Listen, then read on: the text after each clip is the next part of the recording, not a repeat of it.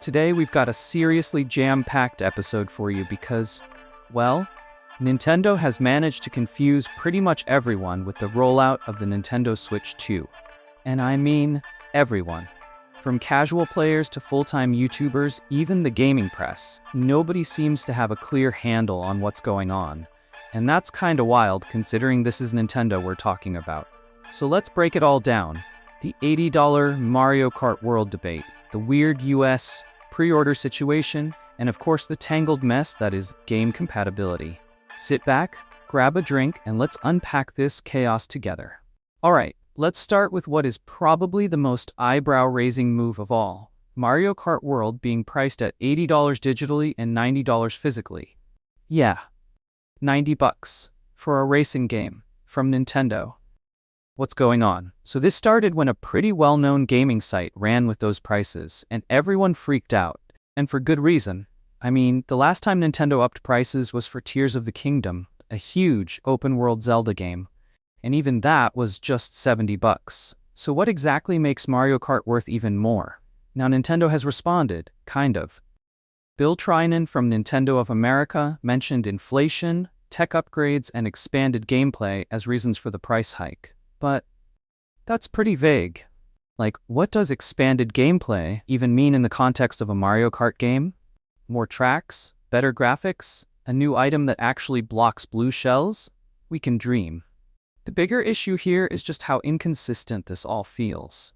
Donkey Kong Bonanza, another big Nintendo title, is still $70. So why is Mario Kart World priced higher? Is Nintendo saying this game has more value? If so, show us how. Otherwise, it just feels like price inflation with no real explanation. And when you're a company like Nintendo, known for being pretty family and budget-friendly, this shift is not just confusing, it's kind of a culture shock. Now let's talk pre-orders, or rather the lack of them in the US. So while gamers in places like Australia, the UK, and France have been able to lock in their Switch 2 pre-orders, here in the States, we're still waiting. And the reason? Tariffs. Yeah, Nintendo is apparently holding back because of new tariffs that could slap a 34 to 49% tax on imports from countries like China, Vietnam, and Cambodia, places where many electronic components and consoles are manufactured. That's a big chunk of change. Doug Bowser said that the original $450 price tag didn't account for these tariffs, so now they're assessing the situation, which sounds corporate speak for we're not sure what to do yet. And look, I get it, business is business. But here's where it gets annoying. Nintendo has already announced the price. They've already given fans a release window, and now they're pumping the brakes on pre-orders, maybe adjusting pricing, maybe not. It's just messy, especially when you've got people waiting with money in hand. And if the price isn't changing, what's the point of delaying? That's the question everyone keeps asking. Is it damage control? Logistics? A bluff for negotiations with retailers? Nobody knows. Okay. This next part is where things get really confusing. Game compatibility on the Switch 2 point. Now, to be fair, Nintendo has confirmed that yes, most Nintendo Switch games, both physical and digital, will work on the Switch 2. That's great. Backward compatibility is something fans have been asking for forever. But, and it's a big but, the way games are upgraded or enhanced for the Switch 2 is where it all falls apart. So here's the breakdown, and stick with me here. Most Switch 1 games will just run on the new hardware. No changes. You pop in the cart or re-download from your library, and boom, it works. But no performance boost. Then you've got games like Super Mario Odyssey or Pokémon Scarlet and Violet that'll get a patch to take advantage of the Switch 2's improved hardware. Think smoother frame rates, maybe faster load times, free, nice. This is where it gets messy. Some games are offering Switch 2 editions. These come with enhanced visuals or even new story content. And here's the kicker, they cost more. Sometimes $10 more, sometimes $20. So for example, Breath of the Wild, that's getting a $10 upgrade path. But Kirby and the Forgotten Land with new story content, that's $20. Unless, of course, you're subscribed to the Nintendo Switch Online expansion pack, then you might get those upgrades for free. And finally, there are games made only for Switch 2. These won't work on the original Switch at all. Think Metroid Prime 4 Beyond, F-Zero Rebirth, that sort of thing. Still with me? To make things even more confusing, some physical Switch 2 games don't even include the upgraded content on the cartridge.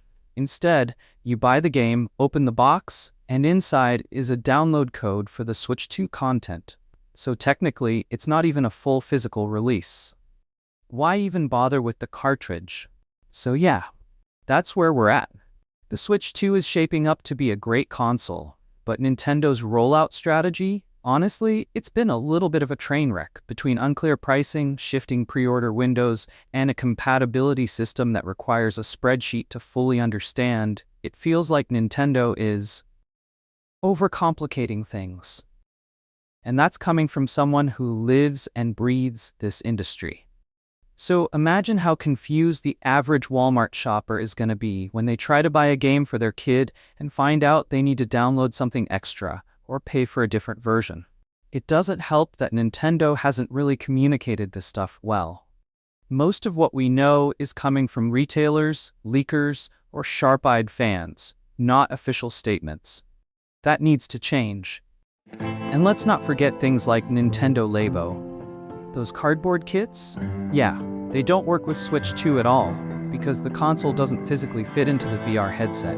That's a niche example, sure, but it shows just how many random edge cases there are. But hey, maybe we'll get some clarity soon. There's a Mario Kart World Direct coming up on April 17th, so maybe that'll help justify that $80 price tag, or at least give us more to be excited about. Until then, let me know in the comments. Are you confused by all this? Do you think Nintendo's making the right moves here, or are they fumbling a bit with this next-gen rollout? Let's talk it out down below. And if you found this video helpful, learned something new, or just enjoyed the rant, go ahead and hit that like button, subscribe, ring the bell, all that good stuff. Helps the channel a ton, and keeps you in the loop for all the latest gaming madness. Thanks for watching. Take care of yourselves, and as always, happy gaming. Catch you in the next one.